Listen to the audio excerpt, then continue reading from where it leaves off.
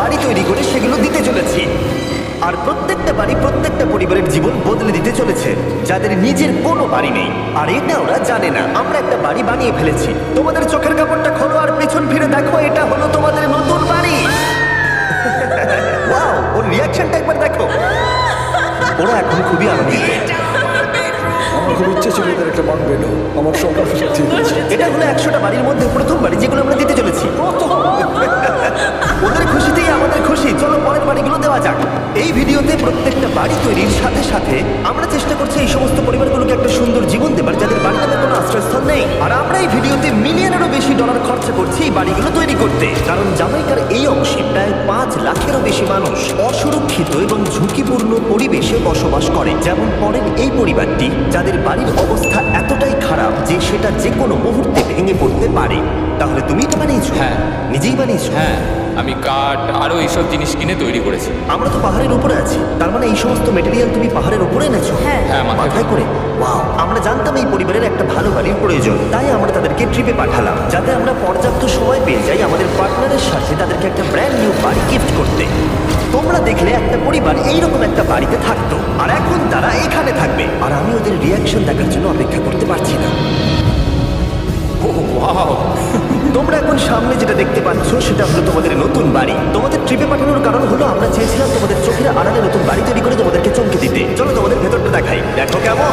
Wow, আমি দেখেছিলাম তোমাদের কিছু নতুন ফার্নিচারের প্রয়োজন, তাই আমরা নতুন বাড়িটাকে সম্পূর্ণ ফার্নিশ করে দিয়েছি। ইলেকট্রিসিটি ছাড়াও তোমাদের জন্য এই বাড়িতে একটা ওয়াটার ট্যাঙ্কও আছে।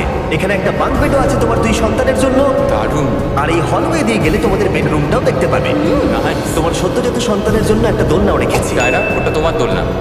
আমরা খুব কষ্টে ছিলাম, তোমরা আমাদের জীবনটা পুরো বদলে দিলে।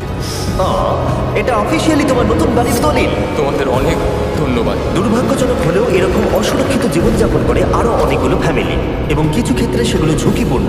এইখানে একটা পরিবার বসবাস করে। আমরা জানতে পারলাম এখানে ছাদ থাকলেও সেটা কোনো কাজের নয়। যখনই বৃষ্টি হয় এখান দিয়ে জল পড়ে, এখান দিয়ে জল পড়ে, এখান তার দিয়ে। সন্তানেরা ভিজে যায় এবং ঘুমোতে পারে না, কিন্তু আজ থেকে সেটা আর কোনোদিনও হবে না। দেখো, এটা হলো তোমার নতুন বাড়ি। এই নাও, ধরো চাবি। ও মাই গড, আমি নতুন বাড়ি পেয়েছি।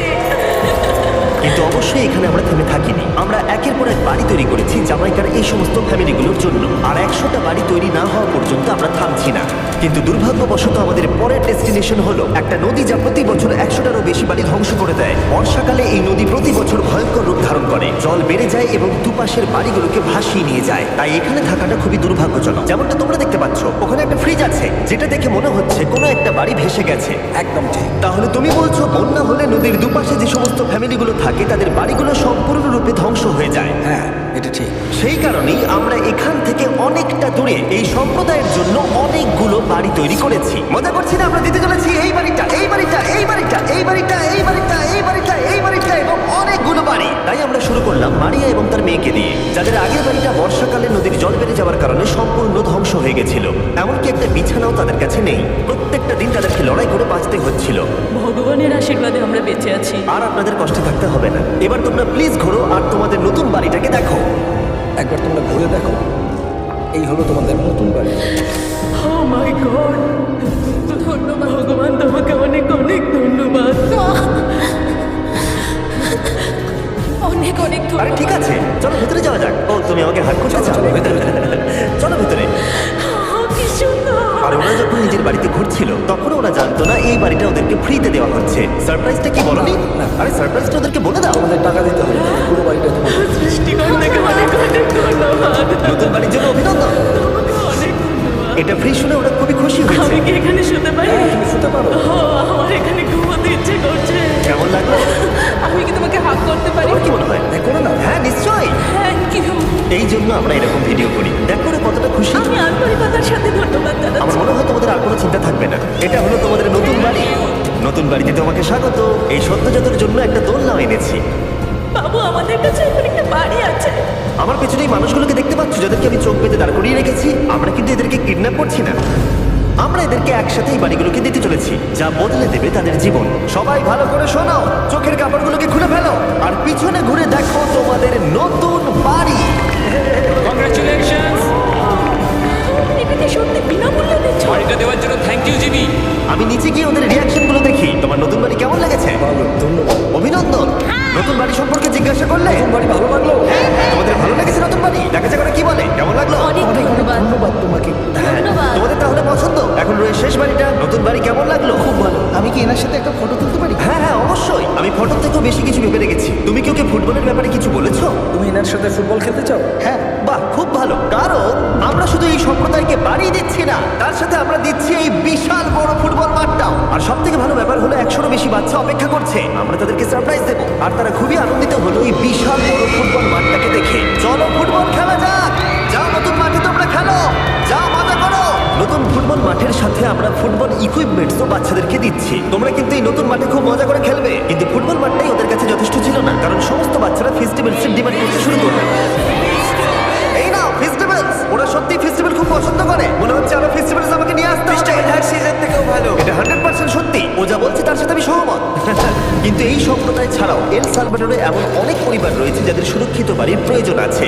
তাই আমরা যথাসম্ভব চেষ্টা করছি তাদেরকে নতুন বাড়ি উপহার দেবার। কিন্তু আমরা এখন অর্ধেক পার করেছি। আর্জেন্টিনার এই ছোট্ট সম্প্রদায়েরও বাড়ির প্রয়োজন রয়েছে, আর আমরা সেখানেও একের পর এক বাড়ি তৈরি করে গেছি যাতে সেখানকার প্রতিটা বাচ্চা একটা সুরক্ষিত জায়গায় বসবাস করে বড় হয়ে উঠতে পারে। এখানেই আমাদের যাত্রা শেষ নয়, তাই আমাদের পরের গন্তব্য হলো মেক্সিকো।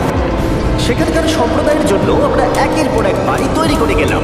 তারপরে আমরা গেলাম আমাদের পরের গন্তব্য কলম্বিয়াতে, আর সেখানে গিয়ে দেখতে পেলাম বাড়িগুলো ঝড়ের কারণে সম্পূর্ণরূপে ধ্বংস হয়ে গেছে। এর পরের পরিবার এইরকম একটা বাড়িতে বসবাস করতো বললাম কারণ টর্নেডো এটাকে ধ্বংস করে দিয়েছিল। এই বাড়িগুলো এখন বসবাসের উপযুক্ত ছিল না।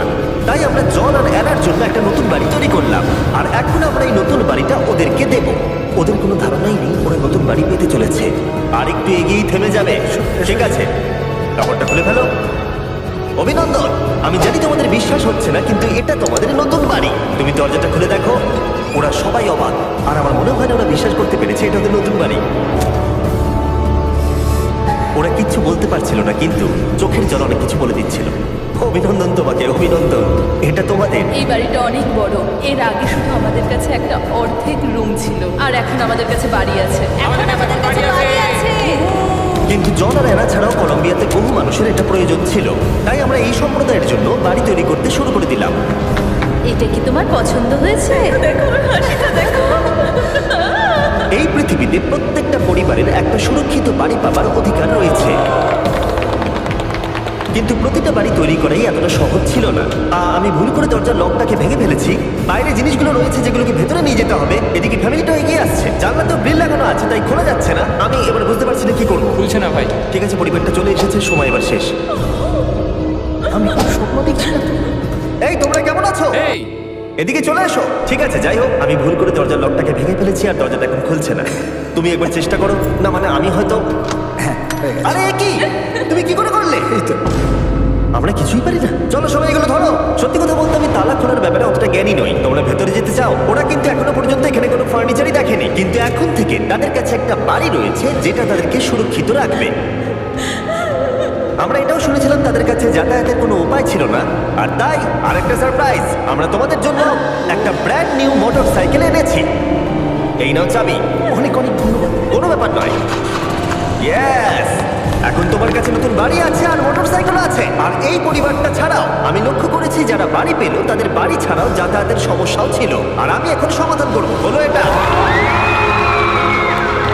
আমরা এই গ্রামের প্রতিটা বাচ্চাকে বাইসাইকেল দিতে চলেছি। ধন্যবাদ মিস্টার বিশ। কোনো ব্যাপার নয়। ধন্যবাদ মিস্টার বিস্ট। কলম্বিয়াতে এতগুলো বাড়ি বানানোর পরেও আরেকটা বাড়ি বাকি ছিল যেটা আমরা উপহার দেব। আর শেষ পর্যন্ত 100তম বাড়ি। চোখের কাপড়টা খুলে ফেলো আর তোমাদের নতুন বাড়িটাকে দেখো। থ্যাংক ইউ সো অভিনন্দন, মাচ। তোমাকে অনেক অভিনন্দন। বড় উপকার আরে, করলে। যাও ভেতরে গিয়ে দেখো। আমার সব পার্টনারকে শাউট আউট যারা বাড়িগুলো বানাতে সাহায্য করেছে, তার সাথে তোমাদেরকেও আরও এরকম ভিডিও পেতে আমাদের চ্যানেলটিকে সাবস্ক্রাইব করে আমাদের পাশে থাকবেন আর বেল আইকনে ক্লিক করে